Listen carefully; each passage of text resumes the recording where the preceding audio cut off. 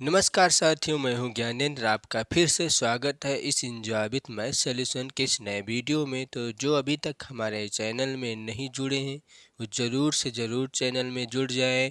जो अभी तक चैनल को लाइक नहीं किए और सब्सक्राइब नहीं किए, जल्द से जल्द लाइक कर दें और साथ में सब्सक्राइब भी कर दें और 3-4 दोस्तों के साथ शेयर भी करें। तो आज सोमवार है, क्योंकि सोमवार, मंगलवार और बुधवार को आपकी रीजनिंग की क्लास चलती है और बृहस्पति और शुक्र और शनिवार को आपकी मैथ की क्लास चलती है।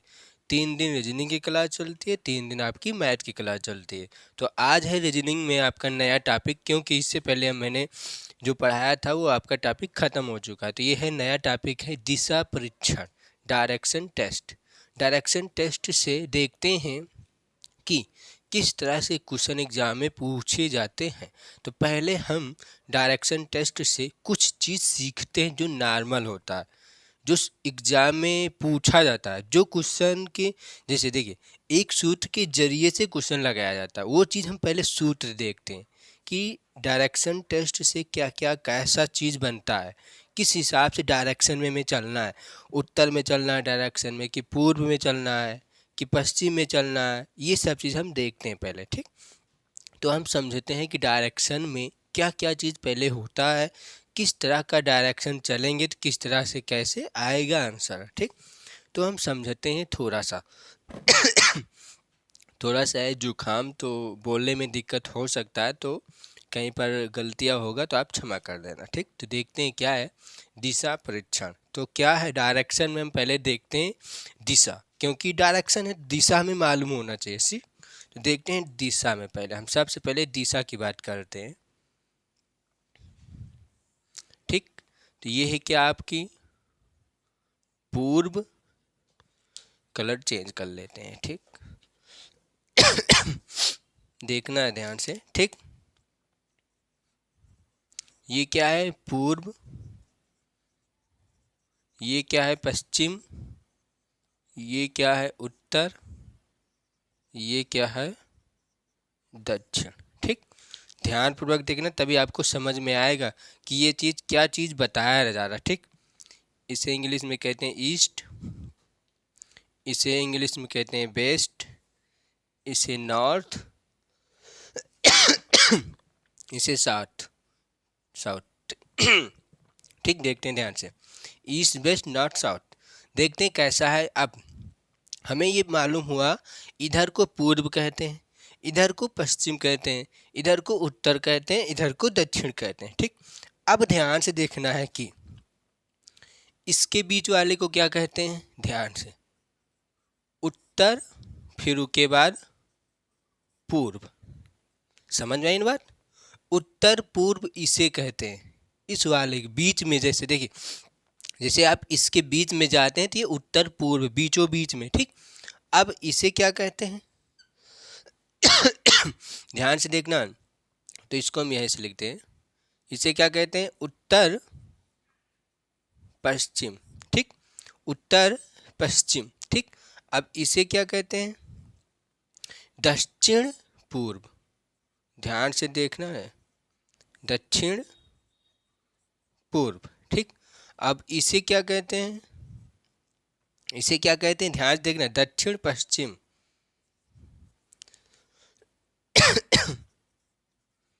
दक्षिण पश्चिम क्या होता है, देखिए ये है आपका पूर्व, ये है पश्चिम, ये है उत्तर, ये है दक्षिण। अब इस बीच वाले को डायरेक्शन को क्या बोलेंगे, उत्तर पूर्व। इसको क्या बोलेंगे, उत्तर पश्चिम। इसको क्या बोलेंगे, दक्षिण पश्चिम। इसको क्या बोलेंगे, दक्षिण पूर्व। इतना आपको समझ में आया। अब हम आगे देखते हैं, इसको समझ में आया होगा आपको क्या करना है। अब हम थोड़ा सा यहाँ पर समझते हैं। तो यहाँ पर क्या हम देखेंगे, इसको मिटा सकते हैं ना, कोई दिक्कत तो है नहीं आपको। जिसको स्क्रीनशॉट लेना है इसका स्क्रीनशॉट ले सकता है, ठीक। अब हम इसको मिटाते हैं, ध्यानपूर्वक देखना तभी आपको समझ में आएगा। अब ये तो आपको नॉर्मल सा दिशा हुआ कि इधर पूरब, इधर पश्चिम, उत्तर और दक्षिण, ठीक। अब आते हैं जो दिशा में, क्योंकि क्या है डायरेक्शन हम कई तरीके से चलते हैं। देखिए, एक डायरेक्शन होता है हम सीधा चलते हैं इधर को, एक डायरेक्शन होता एक डायरेक्शन होता है कि हम नीचे को सीधा आते हैं, दूसरा डायरेक्शन होता है कि हम ऊपर को सीधा जाते हैं, तीसरा चौथा मान लेते हैं इधर को। अब एक डायरेक्शन और होता है कि हम यहाँ पर हैं खड़े, तो यहाँ से हम यहाँ पर आ जाते हैं।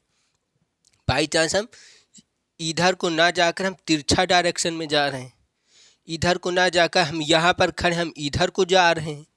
ठीक, हम यहाँ पर खड़े हैं, हम यहाँ से यहाँ को आ रहे हैं, या आप यहाँ पर खड़े हैं तो यहाँ से आप इधर को मुड़ रहे हैं। तो इसको क्या कहते हैं, इस पर हम बात करते हैं। ठीक, समझ में आया ना? अब आगे देखते हैं। यहाँ पर ध्यान से देखना है क्या होता है। आप घड़ी देखेंगे, ठीक, घड़ी में ध्यानपूर्वक देखना, तभी आपको समझ में आएगा क्या कह रहा है। ठीक, तो घड़ी में आप लोग क्या देखा होगा कि क्लॉकवाइज, घड़ी को क्या कहते हैं, क्लॉक। ध्यान से देखना। तो हम यहाँ से थोड़ा सा घड़ी यहीं पर बना लेते हैं आपके लिए समझने के लिए, छोटा सा। ठीक, ये है आपका घड़ी। ठीक, आप समझ में आया ना? ये होता है 12, 6, 3, 9। अब ये है घड़ी, तो इसे कहते हैं क्लॉक। अभी क्या कहेंगे, सिर्फ क्लॉक। लेकिन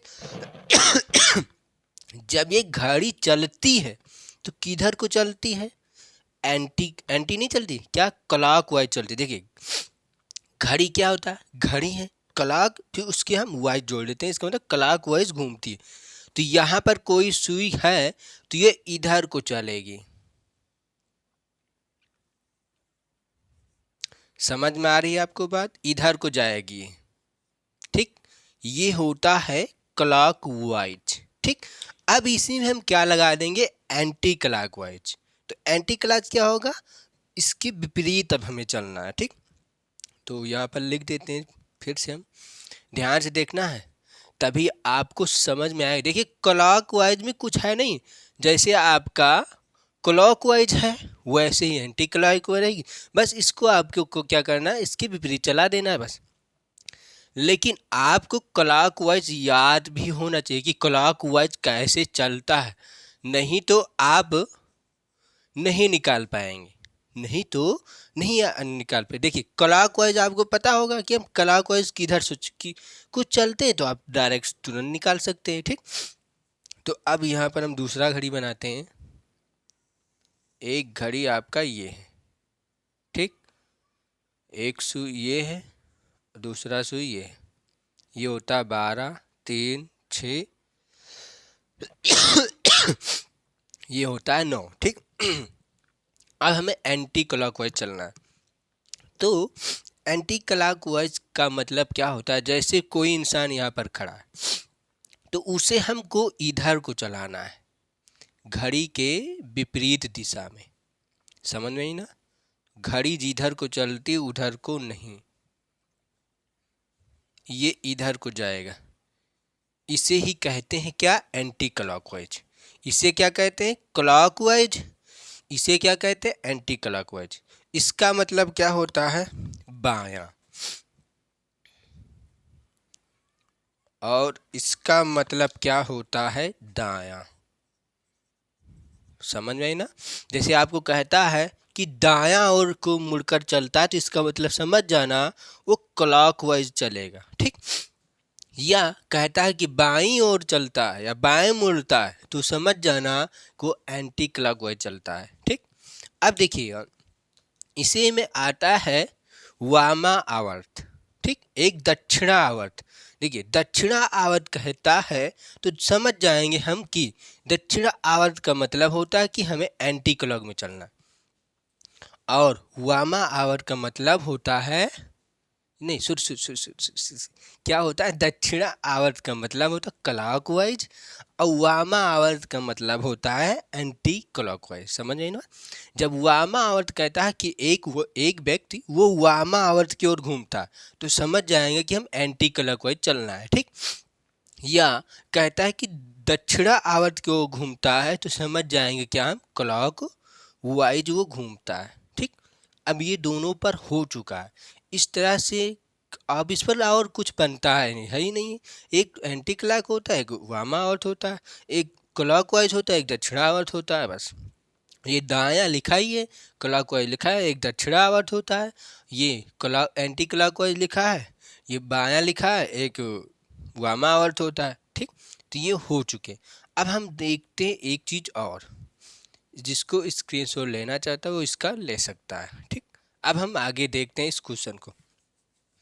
अब थोड़ा सा आगे हम और समझते हैं कि इसमें डायरेक्शन में और चीज़ की क्या आवश्यकता पड़ती है। जैसे आपको कहा जाए कि आप यहाँ पर हैं, आप यहाँ से इतनी दूर 5 किलोमीटर, फिर उसके बाद यहाँ 4 किलोमीटर आते हैं, तो अब हमें इसकी दूरी बतानी है कि जहाँ से आप शुरुआत किए हैं और जहाँ तक पहुँच गए, अब उसकी डायरेक्शन बताइए कितनी दूर पर हैं। तो ये आपको क्या दिखता है, ये आपको क्या है, एक 90 अंश का कोण बनता है। और जब 90 अंश का कोण बनता है तो वहाँ पर एक पाइथागोरस प्रमेय लगता है, ठीक।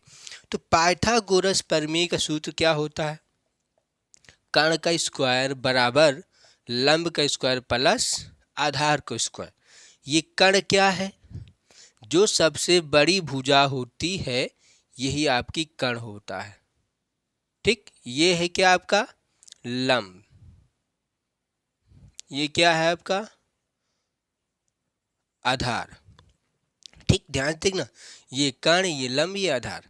अभी तो हम इसमें नहीं डिसाइड कर सकते हैं कौन सा आधार, लेकिन जैसे हम इधर से देखते हैं तब ये आधार हो जाएगा, ये आपका लंब हो जाएगा, ठीक।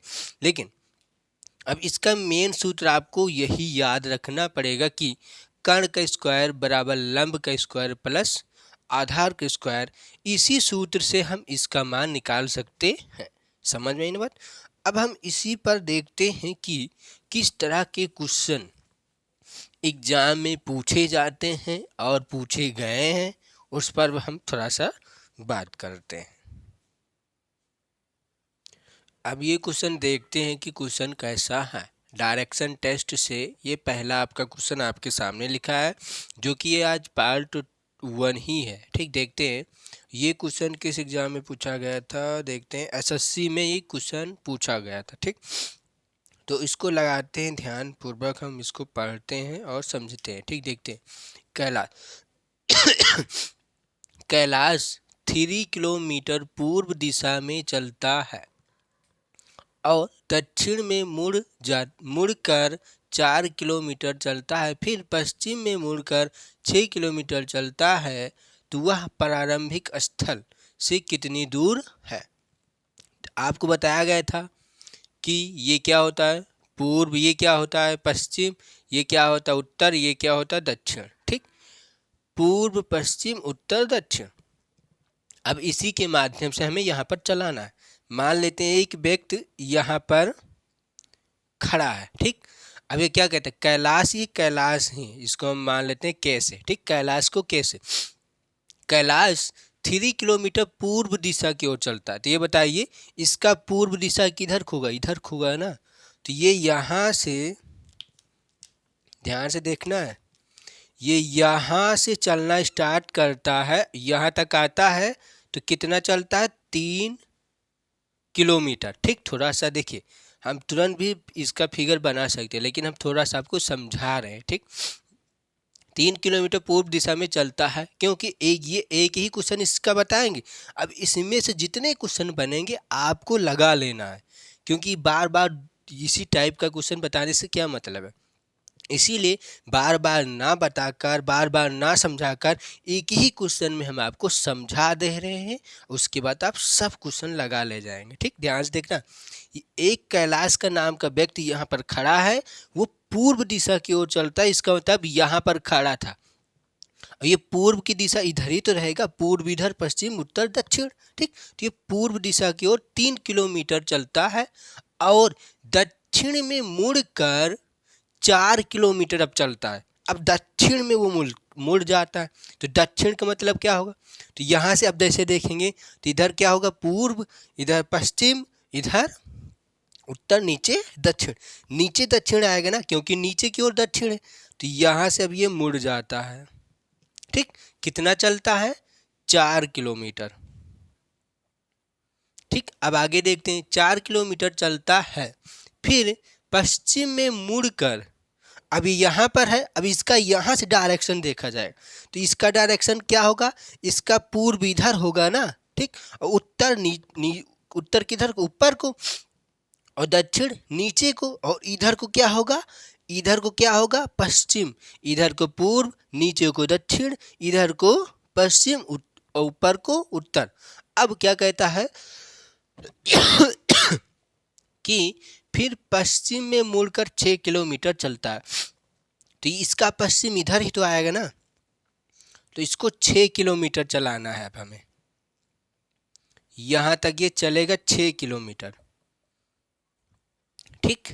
ये चलेगा यहाँ से 6 किलोमीटर, 6 किलोमीटर चलता है, तो वह प्रारंभिक, जहाँ से उसने शुरुआत किया, प्रारंभिक स्थल से कितनी दूर है, तो वो बताइए आपकी यहीं से तो स्टार्ट किया था, अब ये यहाँ से यहाँ तक की दूरी बताना है, ना कि वो जितने रास्ते पर चल कर आया है, ऐसा नहीं बताया। देखिए जैसे आप यहाँ पर रायबरेली में हैं, हम रायबरेली में हैं, हमें लखनऊ जाना है, हमें लखनऊ जाना, तो क्या हम जिस रोड से जाएंगे ऐसे नहीं जाना है ना, क्योंकि हमें सिर्फ डायरेक्शन बताना कि रायबरेली से कितनी दूर, तो हम सीधा सीधा देख लेंगे, बस हो गया डायरेक्शन।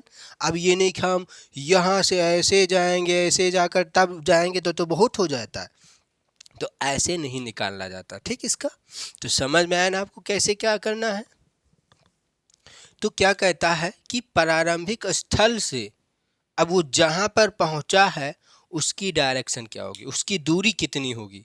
तो आप ये बताइए कि इसने यहाँ चला, यहाँ चला, यहाँ चला, अब ये हमें दूरी बतानी है, जो ब्लैक से कर रहे हैं हम, इसकी दूरी आपको निकालना है। इसको हम डिब्बा बना देते हैं, डिब्बा का मतलब समझ जाना, ठीक। इसी में हमें भरना है। अब इसकी दूरी निकालनी है, तो अभी हमने आपको क्या बताया था, पाइथागोरस प्रमेय की सहायता से लगाना होता है। तो ये बताइए पाइथागोरस प्रमेय की सहायता में आपको क्या क्या जरूरत होता है, ध्यान देखना, लंब, कर्ण और आधार, 3 डायरेक्शन चाहिए ना, आधार, लंब, कर्ण। तो ये बताइए यहाँ पर आपको तो आधार तो मिल जाएगा, कर्ण भी मिल जा रहा, लेकिन आपको लंब नहीं मिल रहा, नहीं मिल रहा तो हम निकाल लेंगे, उसमें क्या है, नहीं मिलता तो निकालना चाहिए। तो लंब कैसे निकालेंगे, इसी पर हम एक लंब डालते हैं, वो हम लंगड़े की सहायता से, प्रकार की सहायता से हम लंब डाल सकते हैं, ठीक। इस पर जब हम इस रेड से लंब डाल रहे हैं, जब इस पर हम लंब एक डालेंगे तो सीधा लंब डाला जाता है, सीधा लंब पड़ेगा इस पर, इस वाले रेखा पर लंब पड़ेगा। जब इस वाले रेखा पर लंब पड़ेगा तो इसको कहते हैं आपका लंब, ठीक।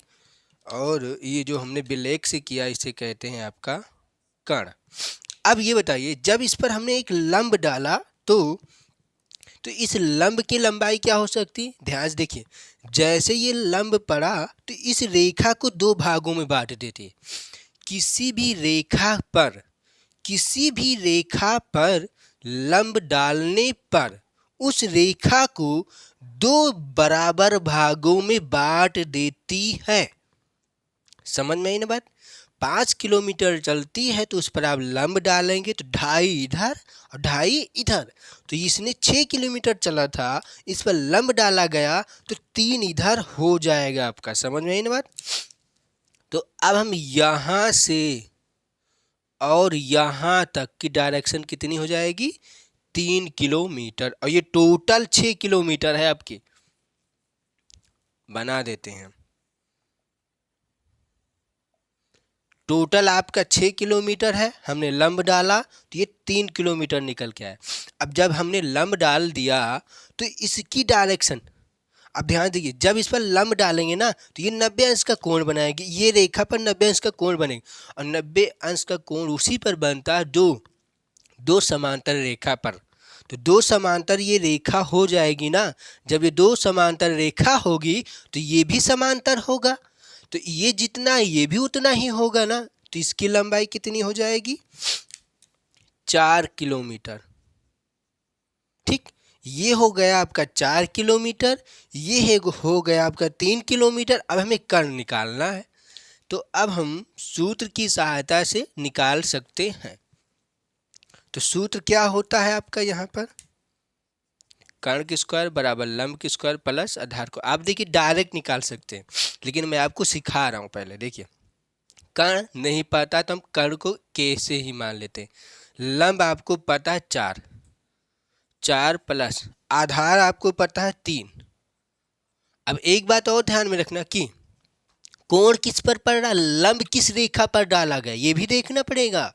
लंब किस रेखा पर डाला गया, इस वाले रेखा पर ना, तो जिस रेखा पर लंब डाला जाता है उसी रेखा पर 90 अंश का कोण बनता है, तो ये आपका 90 अंश का कोण हो जाएगा।